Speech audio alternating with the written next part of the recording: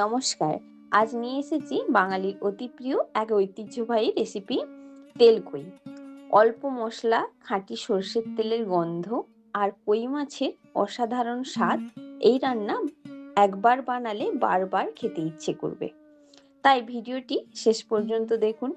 যদি ভিডিওটি ভালো লাগে তাহলে লাইক, শেয়ার আর চ্যানেলটি সাবস্ক্রাইব করতে ভুলবেন না। প্রথমে কই মাছগুলো ভালো করে ধুয়ে নুন হলুদ মাখিয়ে 10 মিনিট রেখে দিয়েছি। এদিকে রান্নার জন্য মশলা নিয়েছি একটা পেঁয়াজ কুচি, 1 চামচ রসুন বাটা, একটা টমেটো বাটা, 1 চামচ শুকনো লঙ্কা বাটা, 1 চামচ সাদা সর্ষে ও হাফ চামচ কালো সর্ষে বাটা এবং কয়েকটি কাঁচা লঙ্কা। এরপর কড়াইতে সর্ষের তেল গরম করে কই মাছগুলোকে 2 পাশ হালকা করে ভেজে তুলে নেব। তেল কইয়ের মাছ খুব কড়া করে ভাজবেন না, 2 সাইড একটু হালকা লাল হয়ে গেলে মাছগুলো তুলে নিতে হবে। একই কড়াইতে আবার একটু তেল দিয়ে ফোড়ন হিসেবে দিয়ে দেব 1/4 চামচ কালো জিরে ও কয়েকটি কাঁচা লঙ্কা। একটু ভেজে নিয়ে দিয়ে দেব পেঁয়াজ কুচি। কম আঁচে পেঁয়াজ একদম নরম আর হালকা বাদামি করে ভেজে নেব। এই সময় লক্ষ্য রাখবেন যাতে পেঁয়াজ না পুড়ে যায়। আস্তে আস্তে কম তাপে পেঁয়াজগুলো ভাজতে হবে।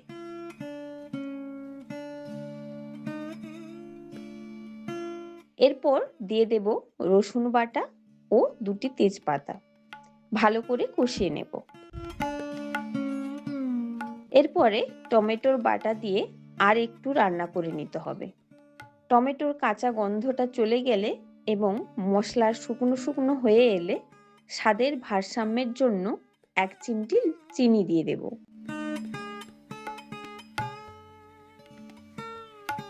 এরপর হাফ চামচ হলুদ গুঁড়ো, শুকনো লঙ্কা বাটা এবং একটু জল মিশিয়ে সবকিছু ভালো করে মাঝারি আঁচে ভালো করে রান্না করতে হবে।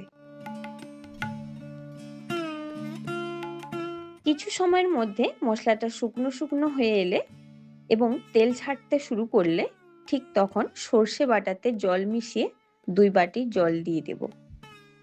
যেহেতু বাটা মশলা তাই একদম শেষে সর্ষের খোলগুলো ফেলে দেবেন। এবারে স্বাদমতো লবণ যোগ করতে হবে। গ্যাসের আঁচ একটু বাড়িয়ে নিয়ে মশলাটাকে ফুটতে দিতে হবে। ফুটে উঠলে ভাজা মাছগুলো এক এক করে দিয়ে দেব। এরপর ঢাকনা চাপিয়ে 3 থেকে 4 মিনিট রান্না করে নেব। তারপরে ঢাকনা খুলে একটু ধনেপাতা কুচি, কয়েকটা চেরা কাঁচা লঙ্কা, 2 চামচ সর্ষের তেল যোগ করে আবারও ঢাকনা চাপিয়ে দিয়ে গ্যাস বন্ধ করে দেব। এরপরে অন্তত 15 মিনিট ওয়েট করব। ব্যাস তৈরি হয়ে গেল খাঁটি বাঙালি স্টাইলে সুস্বাদু তেল কই। গরম ভাতের সঙ্গে পরিবেশন করুন, দেখবেন সবাই আঙুল চেটে খাবে। আশা করি আজকের রান্নাটি আপনাদের ভালো লাগবে, তাই লাইক, শেয়ার এবং কমেন্ট করতে ভুলবেন না। আর অবশ্যই চ্যানেলটি সাবস্ক্রাইব করে আমার পাশে থাকবেন। সবাইকে অনেক ধন্যবাদ।